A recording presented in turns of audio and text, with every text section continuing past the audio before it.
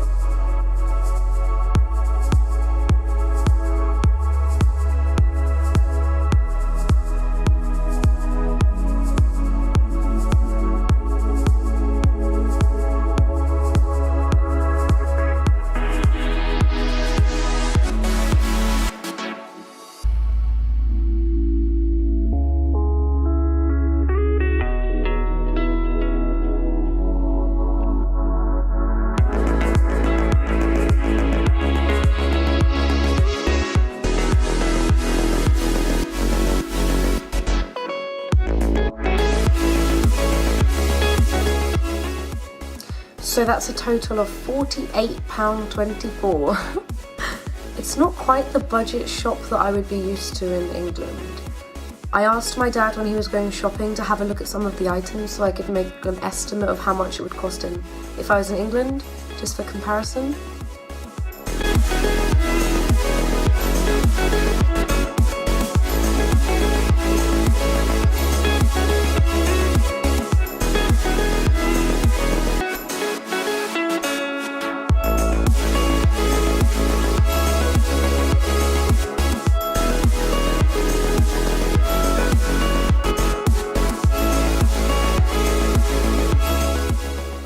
Overall, I'd be looking for about £21 for that shop. Honestly, I'm not entirely sure what I'm supposed to make with the food that I've bought. I have rice and vegetables and tinned tomatoes, so I can make vegetables and rice with tinned tomatoes. I have soup And I have tofu, so I can make soup with extra chopped vegetables and tofu. But honestly, this is looking like it's going to be very difficult. Really, I only wanted to be spending around £30 on my weekly shop, rather than almost 50, because I can't afford that.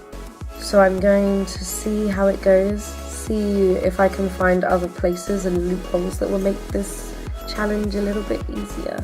Thank you for watching. If you do have any ways to help me, like recipes, ideas, or any questions, please let me know in the comments below.